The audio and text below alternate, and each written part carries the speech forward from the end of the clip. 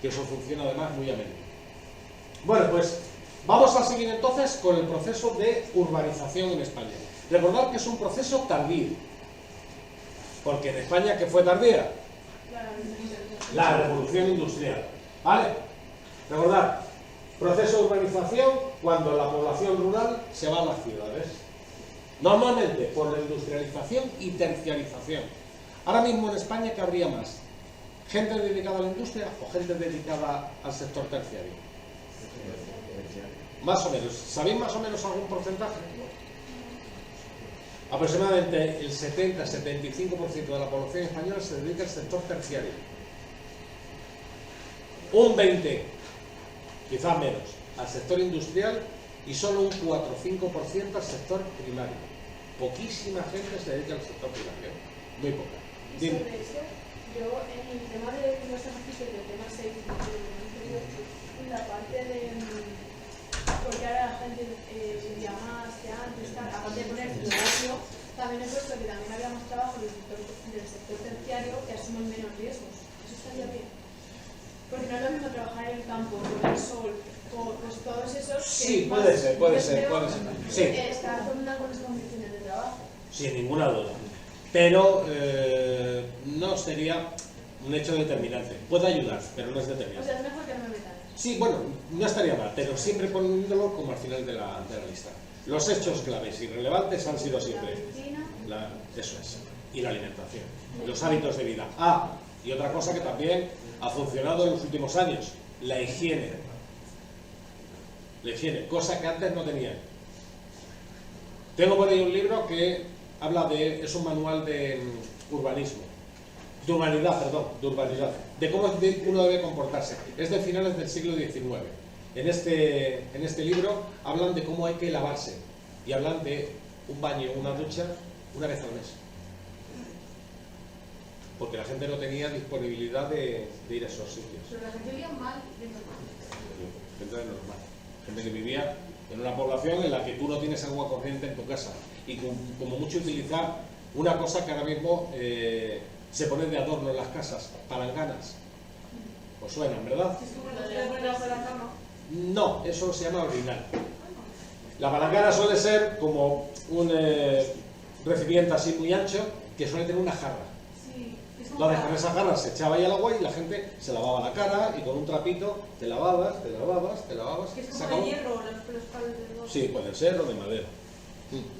Vale. Venga, vamos a empezar con ello. Industrialización, que quizás es el primer elemento que hace que la gente vaya pasándose a los sitios donde tienen una mayor esperanza de encontrar un buen trabajo. Recordad, nuestro proceso fue tardío, fue a partir del siglo XIX, mucho más tarde que el resto de los países. Y donde se desarrollarán las industrias será fundamentalmente en las grandes ciudades. Todo va a ser un proceso lentísimo, que encima se paralizará con nuestra guerra civil. Y cuando llegue, que ya de esto hablamos el otro día, el desarrollismo, bueno, pues ya se centrará en un montón de zonas de este país. Mirad, aquí se puede observar, por ejemplo, municipios, fijaros, de más de 20.000 habitantes en España, a mediados del siglo XIX. Fijaros cuántos municipios hay. 20.000 habitantes, lo que tiene ahora mismo Algete. Poquísimos. Ya, a partir del siglo XX, la cosa no es que se duplique, se multiplica a lo mejor por 15 o por 20. ¿Vale? Pero es porque aparte de haber menos gente, la gente va más esparcida, ¿no? No. Claro. Y porque no había tantos focos industriales como tenemos ahora. ¿Vale? Venga, ¿quién es el que migra normalmente? ¿Cómo es el éxodo rural? El éxodo rural normalmente suele ser, mirad, y esto es fundamental, casi siempre gente joven, ¿vale? En edad de trabajar, de tener hijos, y eso hace que la población urbana poquito a poco se vaya rejuveneciendo. Eso sí, principal problema que se van a encontrar cuando empiecen a ir miles de personas. No hay espacio. Y normalmente suele haber una alta demanda de vivienda. Y algunos de ellos, sobre todo los que tienen terrenos, favorecerán una cosa muy española. Especulación. ¿Ya sabéis lo que es la especulación? A ver, ¿quién me puede definir lo que es la especulación? Pues es cuando tú le atribuyes un valor a algo por encima del valor real. Efectivamente, por ahí irían los tiros. Como por ejemplo en el banco, pues yo voy al banco y dejo 500 euros. Y el banquero coge y me guarda. Pero al siguiente que viene le da esos 500 euros con los intereses por lo que sea. Y al siguiente le da otra cantidad, otra cantidad. Entonces quiere decir que si toda la gente, si los demás no pagan y alguien y el primero viene por su dinero, pues no hay dinero. Bueno, no necesariamente, porque los bancos suelen tener ahí bastantes recursos, pero estoy pensando en una noticia que ha venido hoy en prácticamente todos los periódicos. La subida de los alquileres. En Madrid ha subido una media de 20% este último año. Eso es especulación. Gente que estaba alquilando una casa por 800 euros, que ahora la alquila por 1.000, 1.100 euros. ¿Le hacía falta subirlo tanto? No, está aprovechando el tirón. ¿Cuándo suben los precios? Cuando hay una mayor demanda y la oferta o se mantiene o se contrae, ¿vale? Eso es cuando suben los precios. ¿Les hace falta a mucha gente subir estos precios? Hoy hablaban de una constructora que les estaba mandando cartas a todos diciéndoles que les iba a subir 400 euros cada mes. 400 euros de alquiler. No sé si pagaban 800 a pagar 1.200. Una barbaridad. Eso es especulación. En Madrid la gente lo paga. Efectivamente. Y hay mucha gente que va en busca de un piso. Ahí está. Entonces estamos hablando de especulación. ¿Les hace falta el dinero? No. Lo que quieren es hacerse más ricos. Ni más ricos. Bueno, por favor, si vais a estar así todo el día, como todos los días, yo preferiría que os quedarais fuera. Os lo digo en serio.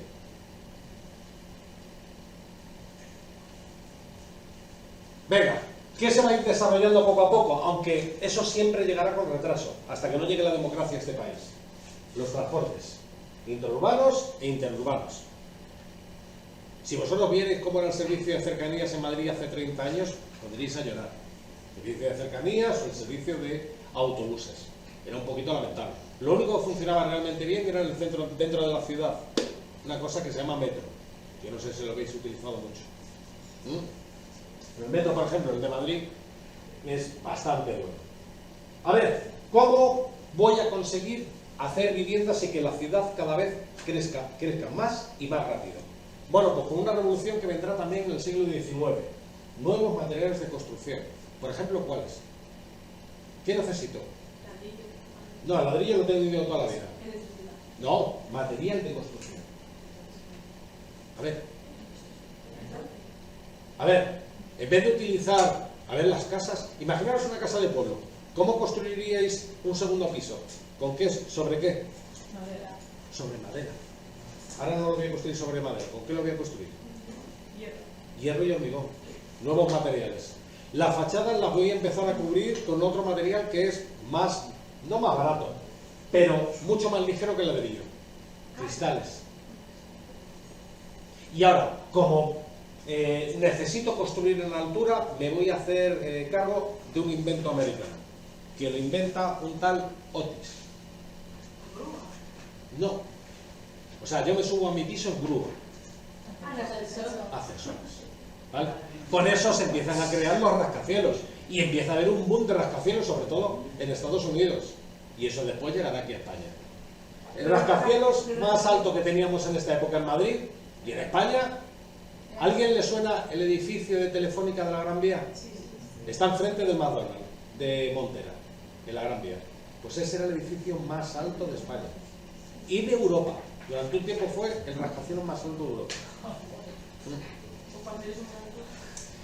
Bueno, pues es lo que había.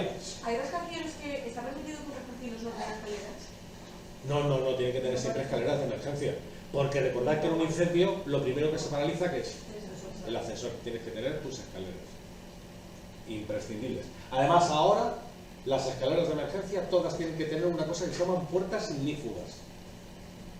¿Sabéis lo que es? Puertas en las que el fuego no puede atravesarlo. Lo vais a comprobar en los hospitales. Son las puertas así de gruesas, de acero. Y por dentro están llenas de fibra, para que ni el fuego ni el calor atraviese. Y entonces tú puedes bajar tranquilamente. ¿El oxígeno? ¿Eh? ¿El oxígeno? Pues corre. El único sitio donde quitan el oxígeno para que los fuegos se apaguen suelen ser los museos. Y entonces cada 2 por 3 tienes armaritos con equipos para poder respirar. Porque sueltan un chorro de un gas que se llama argón, que lo que hace el argón es comerse el oxígeno. Y entonces el fuego hace y desaparece. Si tú estás entre las dos puertas que cortan los fuegos, ¿tú ahí puedes respirar? Durante un ratito sí, y sobre todo si te agachas. Sí, pero si hay mucha gente... Pues, ya te digo, corre. No, si hay mucha gente se podría respirar o no, porque cuando la gente respira luego... Y sí, exhalas anhídrido carbónico, pero que tampoco te va a dar tiempo que te quedes ahí paralizado, a no ser que se produzca un tapón, como el de Alcalá 21. En el año 1983 hubo un incendio en una discoteca en la calle Alcalá, en el número 21. Todos intentaron salir por la puerta de emergencia y el cachondo del dueño, para evitar que se colaran, le puso candados a la puerta de emergencia. Mucha gente se apelotonó y murieron asfixiados y pisoteados. Pues 60, 70 jóvenes. En el 82, 83. Pero también pasó algo así hace rato. No, eso pasa muy a menudo. Muy a menudo cuando las salidas de emergencia. Por eso ahora las salidas de emergencia, desde entonces, aquí en España, las puedes abrir con la barrera. ¿Nunca habéis visto que tienen una cosa que se llama barras antipánico? La barra antipánico es para que tú no te hagan falta ni siquiera las manos. Simplemente llegas y empujas. Y entonces se baja la barra y se abre la puerta hacia afuera. Pues eso habréis visto miles de puertas antipánico. Aquí en el cole hay puertas antipánico. Porque también tenemos puertas ignífugas. ¿Vale? Por lo tanto, nuevos materiales de construcción que poquito a poco irán cambiando el semblante de las ciudades. ¿Vale? Pero ojo, eso en España va a ir muy, muy, muy despacito. Ya veréis. Mirad, así es lo que piensan que van a ser las ciudades, dependiendo, según los estudios de algunos urbanistas. En principio, 2 grandes ciudades, las que más van a atraer. Como veis, Madrid y Barcelona. Yo creo que esto es demasiado optimista. Yo no creo que lleguen a menos la ciudad en sí. Otra cosa es la comunidad o la provincia. Ahora mismo Madrid, ¿cuánto creéis que tiene de habitantes? 8 millones. Bueno, ¿qué va? Unos 6 millones de habitantes. Unos 6 millones. ¿Vale? Y Barcelona creo que no llega a 5, creo. ¿Vale? Sí, crecerán, pero porque suele funcionar el efecto llamada. Si vosotros fuerais universitarios de Salamanca o de Burgos y quisierais probar para tener trabajo, ¿dónde iríais? Normalmente a una gran ciudad. ¿Salamanca puedo encontrar de lo mío? Pues no sé, si soy ingeniero, yo no sé, químico, pues a lo mejor no tengo allí mucha oportunidad de negocio. Voy a venir donde están los grandes laboratorios. ¿Dónde van a estar? En las grandes ciudades. ¿Por qué los grandes laboratorios estarán en las grandes ciudades? Porque se comunican de farmacias. No. ¿Por qué? A ver, ¿dónde tengo mi mayor nicho de mercado? En las grandes ciudades. Por lo tanto, me quedo aquí. Además, si soy una farmacéutica con un poder tremendo, pues porque, yo qué sé, soy la filial de Pfizer en España. Ya sabéis cuál es Pfizer. Tiene 2 productos estrellas. Las vacunas del COVID, y antes se hizo rico ¿con qué? Con la pildorita azul. No, la Viagra. Por eso se hizo millonario. Bien, la quiero.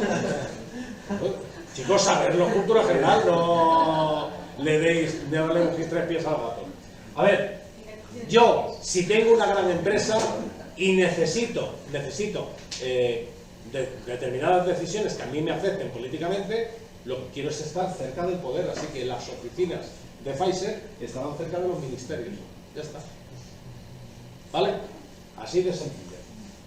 Venga, modelo postindustrial. ¿Qué es lo que ocurre a partir de los años 80? En el que España empieza a desindustrializarse. Ya España, a partir de los años 80, no es un país atractivo para atraer industria. ¿Por qué? ¿Por qué España no es atractivo? Porque empieza a haber legislación para los derechos de las personas. Por ejemplo, empieza a haber sindicatos. Nuestro nivel de vida, ¿qué le ha ocurrido? Ha aumentado. Entonces los salarios de los trabajadores españoles, ¿cómo son? Cada vez más altos. Así que empieza a caer la industria. Así que disminuye el flujo del campo a las ciudades. La población, dice, la población más joven se trasladó desde el centro urbano a los periurbanos. Vamos, la ciudad empieza a expulsar a la gente, porque el precio del suelo es muy caro. Carísimo. ¿Verdad? Ahora en Serrano y por ahí solamente vive un mayor, mucho dinero. O gente con mucho dinero. O gente con muchísimo dinero. ¿Vale? Por eso se crean las áreas metropolitanas. Pensar en localidades de más de 100.000 habitantes en Madrid. A ver, decidme 2, 3. Creo que no llega ninguna, pero entre las dos... Ya. Torrejón creo que tampoco, pero Alcalá sí. Móstoles tiene más de 200.000. Tiene más de 200.000. No sé, a ver, alguna otra por ahí. Yo creo que Getafe también. Yo creo que Alcorcón también. Creo que Fuenlabrada también. Villaverde. No, Villaverde es un distrito de Madrid. O sea, pertenece a la ciudad. ¿Y Móstoles no? Móstoles no. Ni Alcorcón tampoco. ¿Vale?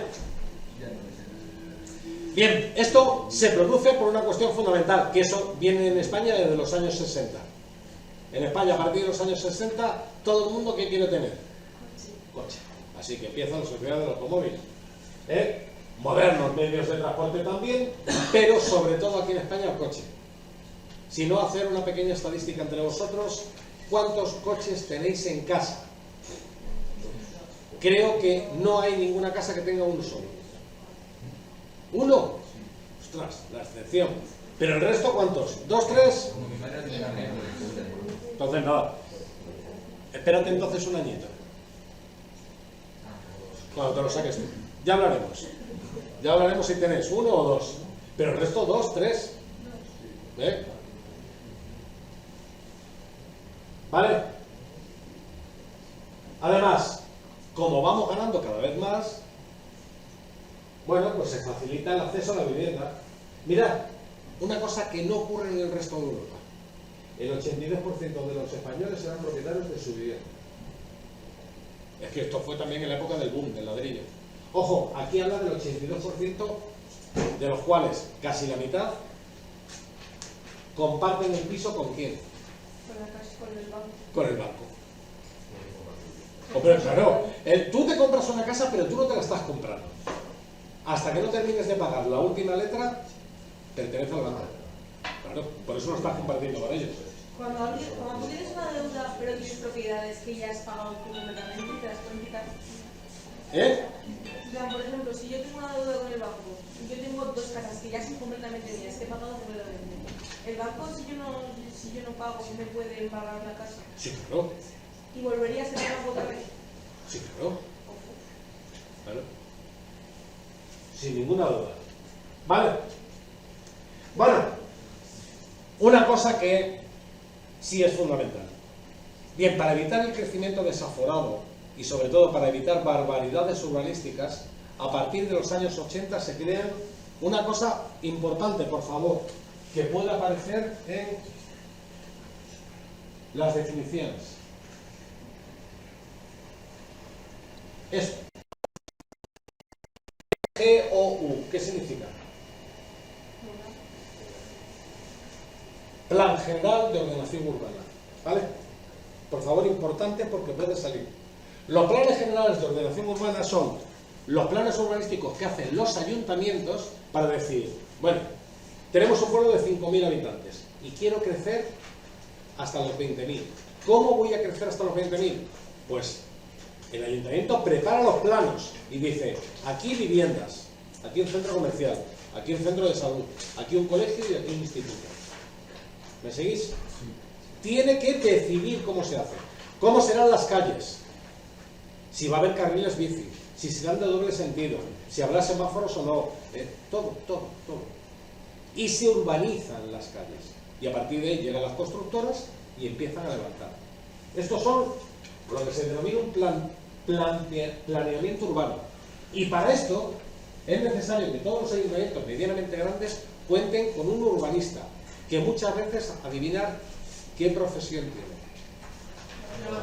Geógrafo. Muchísimos son geógrafos. Y muchísimos ayuntamientos necesitan geógrafos para esto. Para planeamiento urbano. Muchísimos. Y por decir las definiciones del otro día que dijiste, que tenían nombres como CBD. Ese era el Central Business District. ¿Y la otra?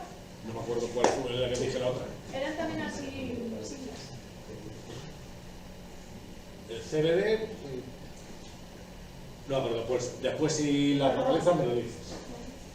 Vale. Venga. Vamos a ver ahora las etapas.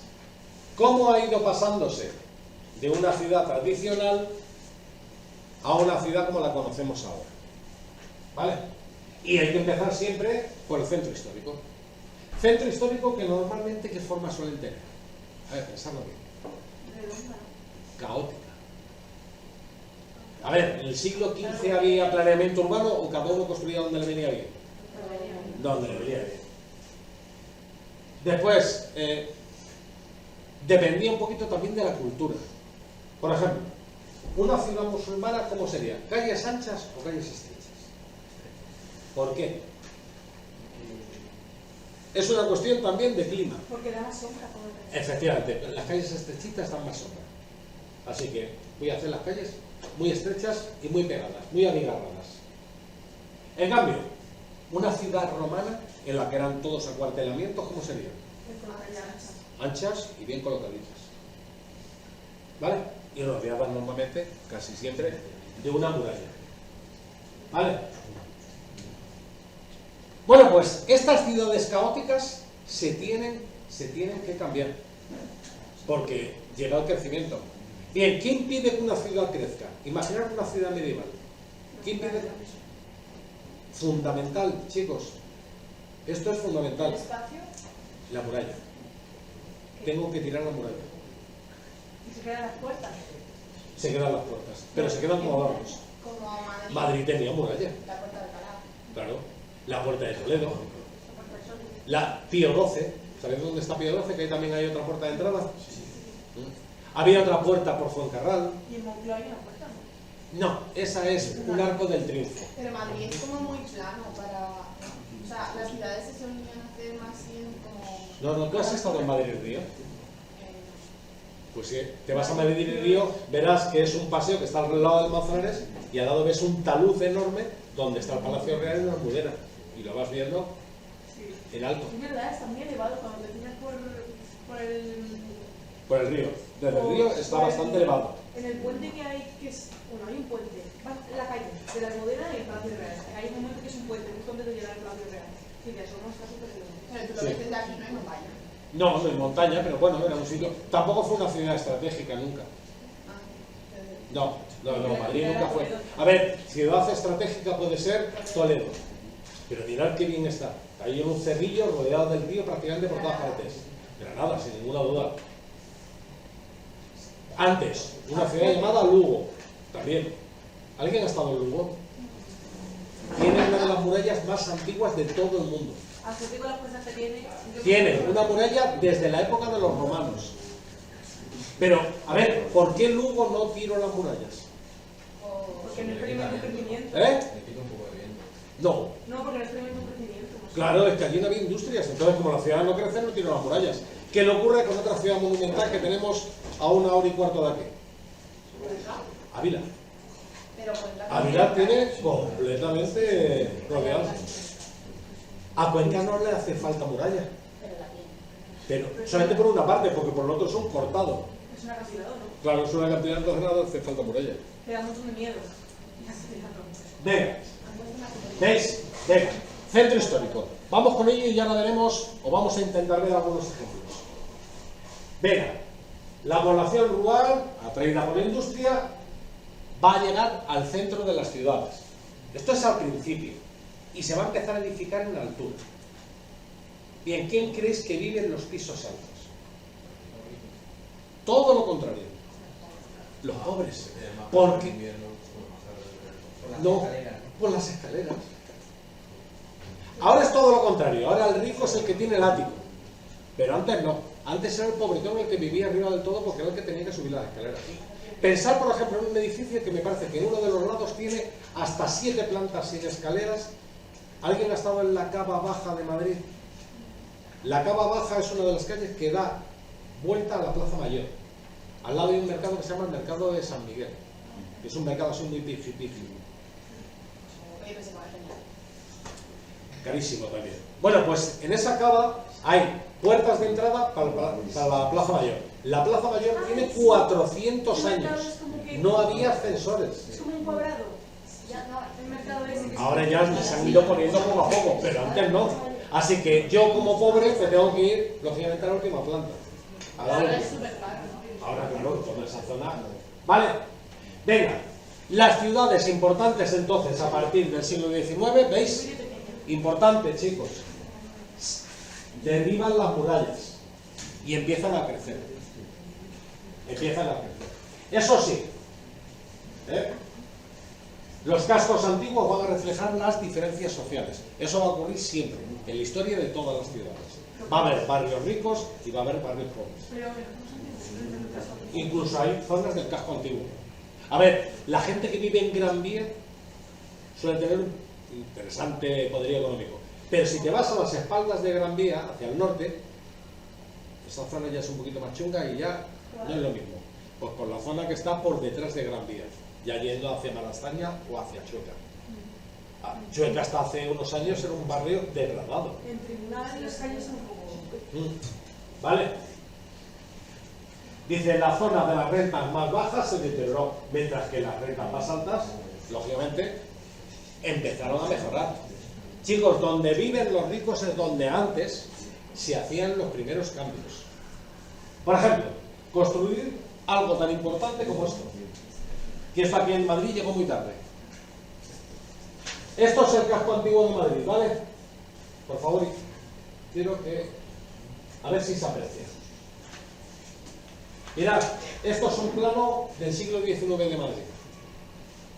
Mirad que pone aquí calle de Alcalá, Puerta del Sol. Bueno, esto sería Las Cibeles, calle de Alcalá, Puerta del Sol. ¿Vale?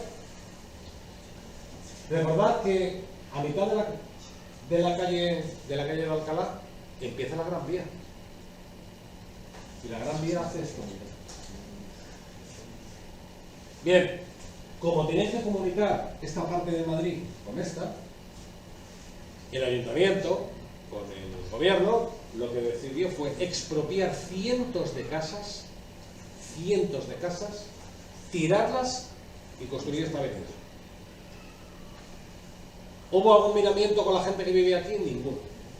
Se les dio una indemnización, que en muchos casos fue miserable, y se construyó la Gran Vía, que tardó en construirse 20 o 20 y tantos años.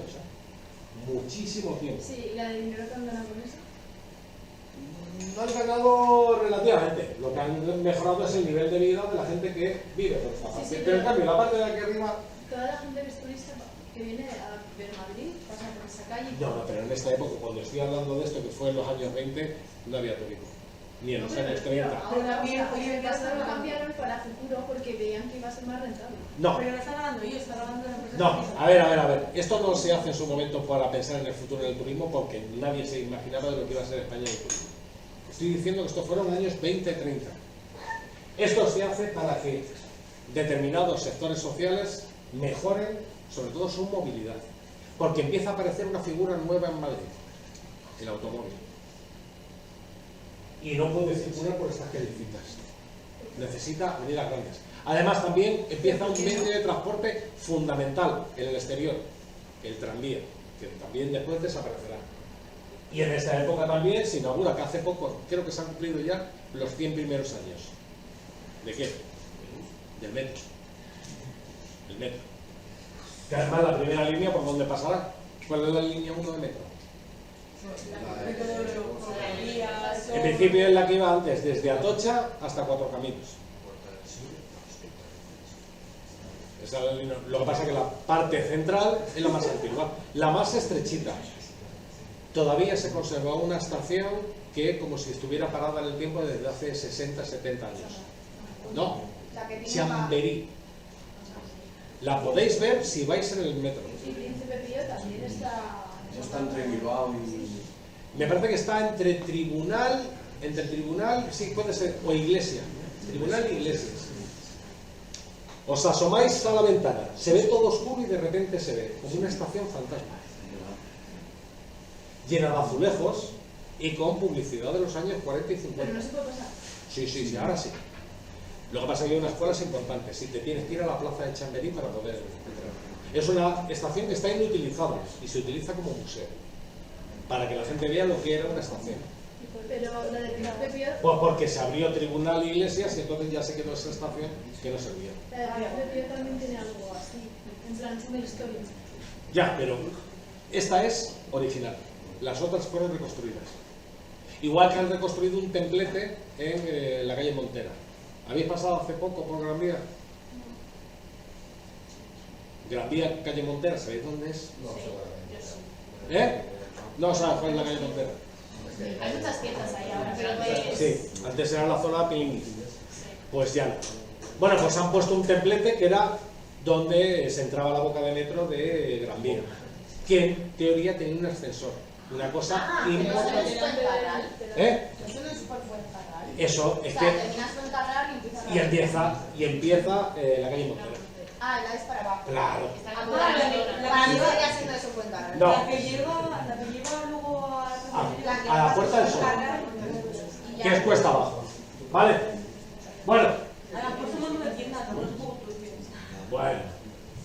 Venga. Que hay un McDonald's. Grandes vías, por lo tanto, para nuevos espacios. Para que la conexión con los nuevos espacios que están surgiendo fuera sea mejor. ¿Vale? Se empiezan a alinear las calles. Ya las calles tienen que ser más rectilíneas. ¿Que tengo que tirar edificios? Los tiro. ¿Vale? ¿Veis? Se derivaron edificios viejos. Plantearos que en esta época no existe esa conciencia de patrimonio histórico, porque no se tiene. La muralla hubiera sido un patrimonio histórico. La muralla ahora mismo sería patrimonio histórico. No te dejarían tirarla, ni muchísimo menos. Pero la muralla era una Omar, muralla. vete allí a Jefatura y entrégalo, por favor, porque ya empieza a estar muy cansado.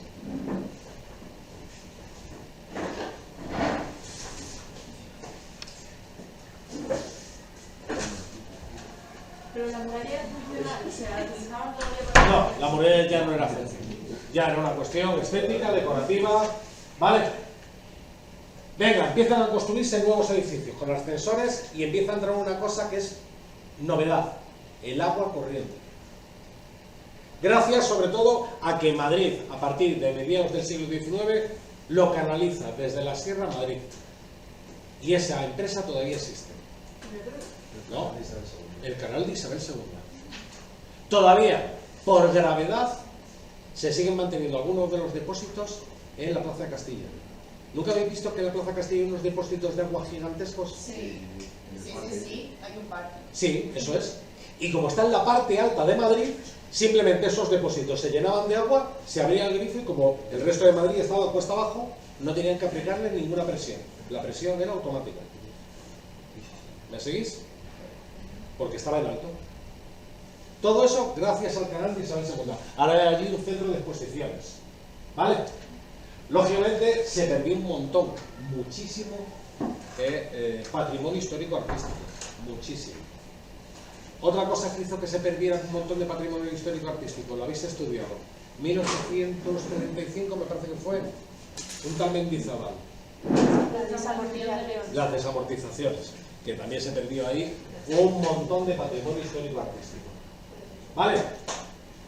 Bueno, pues el casco antiguo empieza a cambiar, pero empieza a venir cada vez más gente y más gente. Y sobre todo la gente pudiente ya no quiere vivir en un pisito, quiere vivir en un casoplón. Así que van a aparecer los ensanches. Un ensanche es una zona bien delimitada, bien planificada, grandes avenidas y casas gigantescas. ¿El ensanche de Vallecas es por eso? Sí, lo que pasa es que ya vendrá mucho más tarde. El ensanche de Madrid por excelencia, ¿cuál crees que sería? No, Salamanca. Si os habéis fijado, uno llega a la Plaza de Colón y más o menos las calles son como son, Paseo del Prado, pero de repente llegas a la Plaza de Colón y detrás tenemos la calle Piji Piji de Madrid, Serrano. La siguiente es, o está por allí, Goya, la calle Velázquez, Diego de León. Todas las calles son perpendiculares, avenidas grandes. Y si os habéis fijado, muchas de ellas con unas entradas y unas cocheras tremendas. Por eso es un barrio donde vive gente muy pudiente. Pisos a lo mejor de 200 metros cuadrados. Por supuesto con dos entradas. La entrada normal y la entrada de servicio. Por el prestigio, porque realmente mucha gente que le gusta vivir en Madrid es por las necesidades que tiene. Y porque está también tan bien comunicado. Justo, pero ellos no se mueven en metro, nunca. O sea, Hombre, lógicamente, nunca se moverán en metro, pero si tengo dos sirvientes, ellos sí que se van a tener que mover en metro y lo necesito tener aquí. A no ser que, como muchas de estas casas, tengan incluso un cuarto para ellos. Y trabajen de internos. Sí. Sí, eso es muy habitual, o era muy habitual. Sí, entonces ¿Vale? la castellana también es muy famosa. O sea, yo la castellana lo que más lógico, porque... Ya, pues, el cambio, no. El primer cambio se produjo aquí. Veréis. Lo voy a poner. Sánchez de Madrid. El Sánchez de Madrid. La castellana es una avenida. Mirad.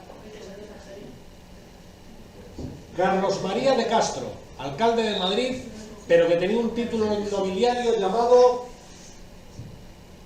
llamado Marqués de Salamanca. Por eso el barrio se va a llamar Barrio de Salamanca. Bien, por favor, importante. Quiero que ahora os fijéis en esto. ¿Esto qué sería? A ver, venga, Palacio Real, ¿vale? Esto de aquí, Sol, Alcalá, Cibeles. Esto de aquí sería la Biblioteca Nacional. Todo esto que veis en naranja, este es el ensanche de abajo. ¿Lo veis? Esto es el barrio de Salamanca. Esto de aquí es Serrano, por aquí está, me parece, Goya, por aquí está Velázquez. Yo lo veo como muy de centro. Sí, pero porque Madrid ha crecido tantísimo. Pero mirad, lo que es el mogollón de Madrid era esto. Es que Madrid se pasaba desde aquí hasta aquí, en media hora andando. Es que era muy chiquitito. Pero Madrid, como empieza a atraer muchísima gente y mucho dinero, necesita un montón de obras. ¿Pero eso en qué año es? Esto es 1860-1870. Se salva esto. ¿Por qué se salva esto? Esto es el Retiro de Madrid. Porque en esta época todavía pertenece a la reina, a Isabel II. Y era su jardín particular. Vale, ¿dónde estaba el La catedral está aquí. Madre mía, ¿y por qué tiene un jardín tan lejos? Pues porque era un jardín que pertenecía a un antiguo palacio que se llamaba el Palacio del Buen Retiro. Y entonces estaba muy bien cuidado. Porque el siguiente jardín que tenía... ¿Sí? ¿Dónde está el Palacio de Cristal? El siguiente jardín que tenía, que no era un jardín, sino un coto de caza, era este. ¿No? ¿Esto qué es? No, es casa de campo. Está en la casa de campo. ¿Y el retiro que lo hizo? ¿Qué rey? En principio, Felipe III o Felipe IV. Palacio del Buen Retiro. Era un palacio chulo, pero nos lo quemaron los franceses en la guerra de la independencia. Por eso hay un monumento también. Cuando subes por... Sí. Y el alcázar estaba cerca del retiro. ¿Eh? El alcázar estaba cerca del retiro. No, estaba aquí. Ah, claro, pues Pero mirad cómo empieza a crecer la ciudad y en el extrarradio se coloca esto. ¿Esto qué es? Claro, aeropuerto del siglo XIX. Chicos, mirad, por favor, un montón de líneas. ¿Esta estación cuál es? Eso es Atocha. Pero es que aquí abajo se pondrá otra estación, que es la estación de Imperial. Por aquí la estación de Príncipe Pío. Por aquí abajo me parece que también la estación de Delicias. O sea, se van a instalar un montón de estaciones porque es la única forma. ¿Y dónde está el palacio? y la almudena se del lado. Claro. Pues se ha hecho el jardín un poco lejos, ¿no? Sí, pero da igual, si yo voy en carroza. Pero ¿no os acordáis de cómo era? que la pobre parecía una mesa camilla que no se movía. O sea que... Vale, vale, pues venga. Cierto. Mejor ya lo dejamos. No, ve pasando, Pilar.